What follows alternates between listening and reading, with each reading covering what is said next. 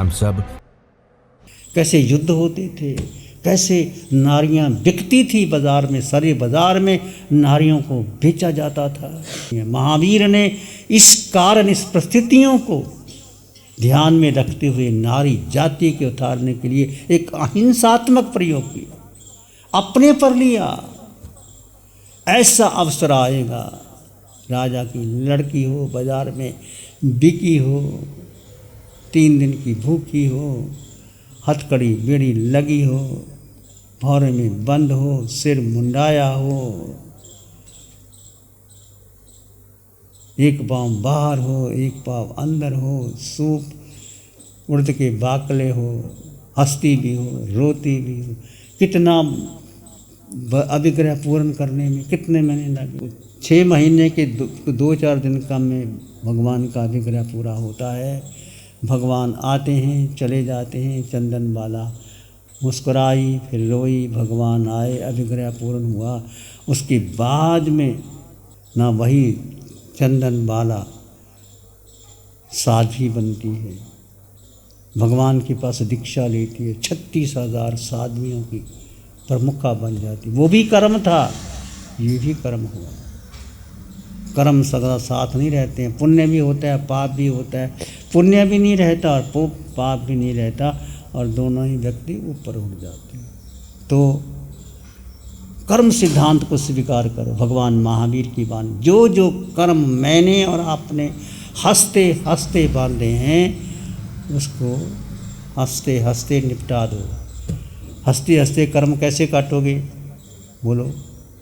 हमें नहीं पता कर्म कौन सा आगे आने वाला है।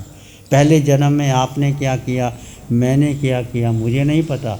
पर कर्म काटोगे कैसे? जब आप स्वयं इस देह को तपाओगे। देह को, ये पिंड पराया है, पिंड मेरा नहीं। सबसे ज़्यादा जो मोह है, जो राग है, जो ममता है, इस पिंड पर, इस देह पर है। हम कहते हैं अशुचि भरा देह, पर ज़रा सा कोई 2 शब्द तीखे कह देता है, चुभमा कह देता है, ज़रा सा रोग आ जाता है, भयानक परिस्थिति ऐसी आ जाती है, उस समय सारा जब किस पर आता है, फिर आदमी जीव भूल जाता है, देह पर आता है। तो भगवान ने कहा यदि आपने कर्म काटने तो पिंड पर आया जाना। ये पिंड मेरा नहीं, ये पिंड पर आया है और मैं जीवात्मा हूँ। और समय समय पर ध्यान कौशक का आधे घंटे का प्रयोग करते रहो। कौशक के द्वारा प्रयोग करते रहो, प्रयोग करते करते करते, और फिर क्या होगा? कर्म कहाँ आएंगे? जो कर्म बांधे हैं इस देह ने, देह पर ही आएंगे। कार्मन शरीर, आधारक शरीर पर कर्म आएंगे। और कर्म किसी रूप में भी आ सकते हैं। जैसे आप ध्यान करने बैठते हैं, अचानक आपको पाँव में खुजली हो जाती है, सिर में हो जाती है, दर्द हो जाता है, भयंकर पीड़ा हो जाती है, आपका उठने का मन करता। उस समय वो जो कर्म आए, चाहे हल्के आए चाहे भारी आए, कैसे आए, आपने जो संकल्प कर लिया कि मुझे कौशक करना है, आधे घंटा घंटा जितना, वो कर्म निकल करके आएंगे। आप शांति में रहे तो कर्म निकल जाएंगे। ऐसे महावीर ने संकल्प कर करके एक एक रात्रि में खड़े रहे, भयंकर उपसर्ग दिया, देवताओं ने दिया, पशुओं ने दिया, अपने कर्म काटे और शांत होकर के जीव में स्थित रहे। कर्म काटने का एक ही भगवान ने बताया तरीका कि जीव अपने स्वभाव में स्थित रह करके प्रयोग करता रहे। ध्यान का, कौशक का, अतापना का, पिंड प्राया है। रात को आप सोते हैं, योग निद्रा में सोते हैं, देह का आसन में पड़ा है, करवट बदलते हैं तो देखो देह करवट बदल रहा है, मैं मात्र जानता हूँ। कर्म निकालने का सबसे सुंदर, देह पर ही कर्म आए हैं और देह पर ही भुगतान हमने करने हैं। और इसी को भुगतान करते करते आप आगे बढ़। ये सुंदर विधि जो भगवान ने हम सबको, क्या कौशक, ध्यान, 12 प्रकार का तप, अनशन, भोजन छोड़ दो, 1 टाइम का भोजन, 2 टाइम का भोजन छोड़ दो, अनोदरी करो। अनोदरी भी बहुत बड़ा तप है। आपको भूख लगी है 4 चपाती की तो 3 खा लो, 2 खा लो, 1 छोड़ोगे तो जगन्य अनोदरी, 2 मध्यम, 1 खाओगे 3 छोड़ दोगे, उत्कृष्ट अनोदरी का तप मिलेगा। रस का परित्याग करना है। दूध, दही, मलाई, मक्खन, घी, रस वगैरह, ये रस का बड़ा पोषण होता है, शरीर का पोषण रस से होता है। रस का परित्याग करो। आहार, अनशन, अनोदरी, भिक्षा के द्वारा, जैसे मुनि भिक्षा लाते हैं, कभी कभी आपको लगे तो आप दया करके भिक्षा लाओ। जो भिक्षा कहाँ जाना है? एक साधु के रूप में, जो घर नहीं जानते उसमें आप भिक्षा लेके आहार करते हैं, तो उस समय आपको पता लगता है कि मुनि कैसे आहार लेते हैं और कैसे आप करते हैं। कभी आपका मन करे महीना 2 महीने में भिक्षा लेकर के आहार करो, भिक्षा जारी। रस का परित्याग, अनशन और भिक्षा, रस परित्याग। काया का क्लेश करने के लिए, काया का क्लेश कैसे करोगे? हमें तो कृष्ण का लुंचन करना है, पैदल चलना है, ठीक है, आप काया क्लेश कैसे करोगे? काया क्लेश करने के लिए, जैसे आपको बहुत भूख लगी है, अभी भोजन नहीं करूँगा, आधे घंटे के बाद करूँगा। थोड़ा एक प्यास लगी है, बहुत प्यास लगी है, और एक बार आधे घंटे के बाद पानी पी। काया को क्लेश देना है, काया को अतापना देना है। और जैसे आपको कोई चीज़ बहुत पसंद है, आप मार्केट में गए, आपके पास बहुत पैसे हैं, पसंद है ये चीज़, मुझे ये शर्ट लेनी है, ये बूट लेने हैं, मुझे ये लेने हैं, तो आप उसको अपने लिए नहीं करते और वो गरीबों में बांट देते। आपके पास बहुत कर्म नजरा का साधन है, और आजकल तो मैंने सुना है 5,000 10,000 के जूते ही आते, घड़ियाँ आती, शर्ट आती, पता नहीं क्या क्या सामान आता है। जैसे जैसे आता है तो स्वयं का उपयोग ना करके, बहुत गरीबी है लोग, बहुत दुखी हैं लोग, उनको बांट दो, अपनी काया का उपयोग करो। कभी आपको लगे कि नहीं, एसी में नहीं सोना, एसी बंद कर दो, पंखा बंद कर दो, पसीना आता आने दो, पसीना शरीर पर आएगा, किस पर आएगा? छोटी छोटी तप कर सकते हो आप। काया क्लेश, काया को करके देखो, और ऐसे यदि आपकी आदत पड़ गई तो फिर आप कर्म नजरा के लिए करना, ऐसा नहीं किसी को दिखाना है, किसी को पता ही ना लगे, ऐसे तप करते हैं। जैसे आपने भोजन करना है 12 बजे करना है, तो भोजन तैयार हो गया, नहीं 12:30 तक पचकान कर लेते हैं। पचकान का बहुत बड़ा महत्व है, और किसी बार ऐसी अवस्था आ जाती है, वो पचकान ही आपको बचा देता है, कर्मों के अंत निर्जरा हो जाती है। काया क्लेश, प्रतिशलित, इंद्रियों का गोपन करो। 5 इंद्रियां, आँख कहाँ रूप देखती है, कान कहाँ, यदि कोई मधुर संगीत आए, मैंने नहीं सुनना, मैं भगवान की वाणी सुननी है, मुझे संगीत सुनना ही नहीं, मुझे सुगंध दुर्गंध लेना ही नहीं, मुझे रस लेना ही नहीं।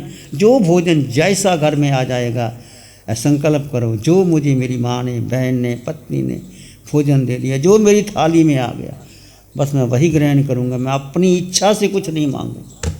और एक संकल्प करते हो कि मैं भोजन कर रहा हूँ, कोई साधु मुनिराज आ जाए तो मेरी थाली से भोजन ले जाए, ना भी आ जाए, आपने निर्जरा कर दी, चल माने चलिए, मुनि आए तो ठीक, ना आए तो आपके कर्मों की निर्जरा हो।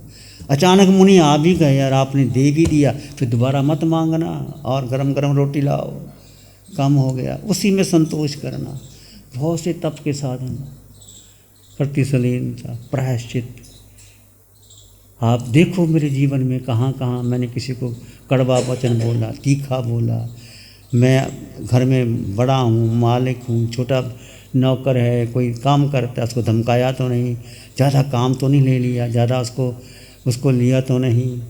देखो बैलों की छक्के भगवान ने बंद करवा दिए, तो 13 महीने के बाद वो हमने दंडन मुनि को 600 हाली थे और 1200 बैल थे, कहते चक्कर और लगा दो, अभी क्या है जल्दी। तो चक्कर लगाया तो भोजन ही नहीं मिला, दीक्षा लेने के बाद भोजन नहीं मिला, 6 महीने तक भोजन नहीं मिला, और प्रतिज्ञा थी कि मेरा अपना ही लाया हुआ भोजन ग्रहण करूँगा। भगवान अष्टनेमी आते हैं, कृष्ण दर्शन करने जाते हैं, कृष्ण पूछते हैं भगवान से कौन सा ऐसा मुनि है, दंडन मुनि सबसे उत्कृष्ट का संगत है। उन दर्शन करने गया तो कंदोई था, उन्होंने देखा कृष्ण महाराज वंदना करते हैं। मुनि ने पूछा कि आप मुझे आहार कैसे दे रहे हैं? क्या तुम मेरे गुरु को जानते हो, मेरे घर के माता पिता को जानते हो? मैं तो किसी को नहीं जानता, मैं तो आप तपस्वी मुनि हूँ, इसलिए मैंने आहार दे दिया। लड्डू बेराए, लड्डू लेके भगवान के पास आ गया डंडन मुनि। प्रभु कि मुझे भिक्षा मिली है। भगवान तो भगवान थे, भगवान ने तो नहीं कहा तो ले लो, हमारे जैसे कहते तो खा लो। भगवान ने कहा नहीं नंदन मुनि, ये लब्धि तुम्हारी नहीं, ये तो कृष्ण की लब्धि से तुम्हें लड्डू मिले हैं। कृष्ण ने तुम्हें वंदना की और लड्डू उसने दिए। अच्छा मुझे मिले हैं। 6 महीने तक भोजन ना मिले और शरीर क्रश हो जाए।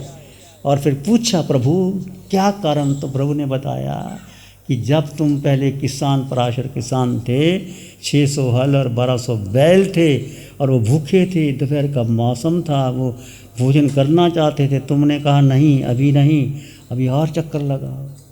वो क्या करते? तुम्हारा आज्ञा मानने 1200 बैल और 600 वो हल वाले, वो अंतराय पड़ा, वो अंतराय के तुम्हें आहार नहीं मिला। अच्छा प्रभु सत्य है, लड्डू मिल गए।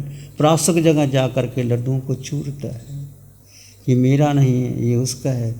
चूरते चूरते उत्कृष्ट भाव आते, केवल ज्ञान हो जाता है।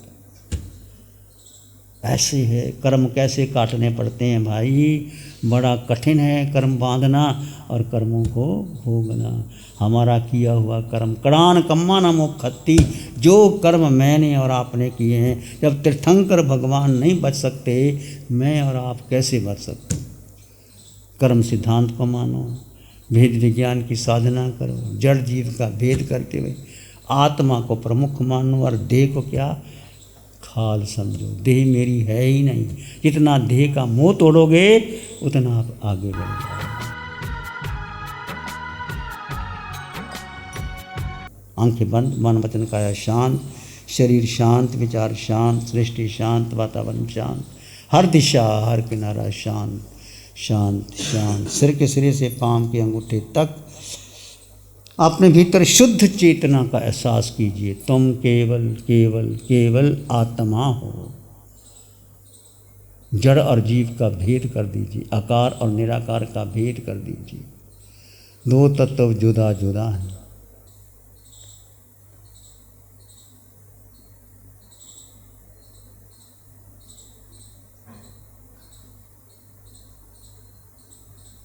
मैं जीवात्मा हूँ,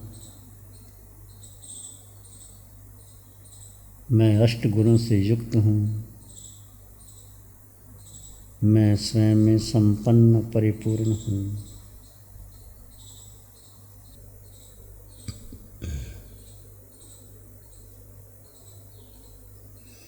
अपने भीतर मंगल का भाव लाएं, प्राणी मात्र के लिए मंगल की कामना कीजिए। एक शरण है धर्म की और शरण नहीं को। एक शरण है धर्म की और शरण नहीं को। सत्य धर्म के तेज से जन जन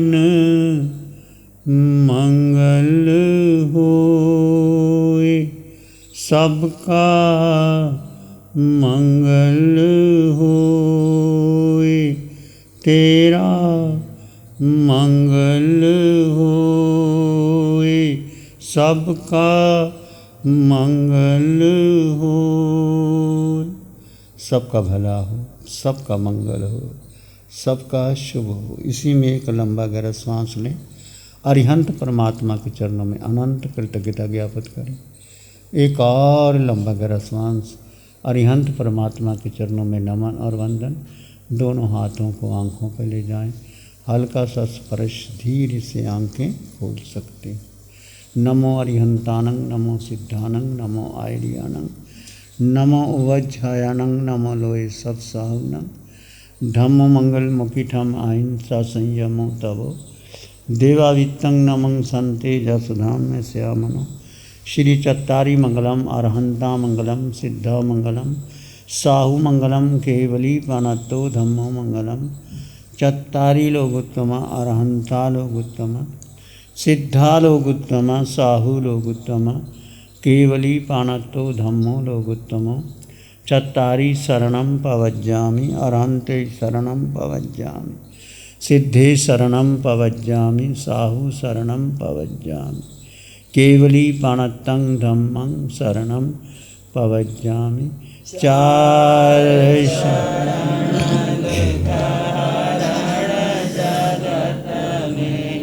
और न शरणा कोई होगा जो भव्य प्राणी करे आराधन उसका जर अमर पद होगा उसका सदा ही मंगल होगा। लग्जरी, कंफर्ट, शानदार view, park Inn by Radisson hotel. अपनेपन का एहसास, यहाँ बिताया हर पल आपके लिए होगा खास। यहाँ के अमेजिंग रूम्स, बैंक्वेट हॉल, तमाम प्रकार के प्योर वेज जैन फूड। जिंदा दिल लोगों के खूबसूरत शहर सूरत में रेडिसन ग्रुप की स्टार रेटेड लग्जूरियस होटलों में सबसे अग्रणी है Park Inn by Radisson hotel. एक बार अवश्य विजिट करें सूरत अडाजन में Park Inn by Radisson hotel. Project by Sumeru group, Shri Babulal Mandot, Surat. गुरु हमको ऐसी कृपा दृष्टि दे।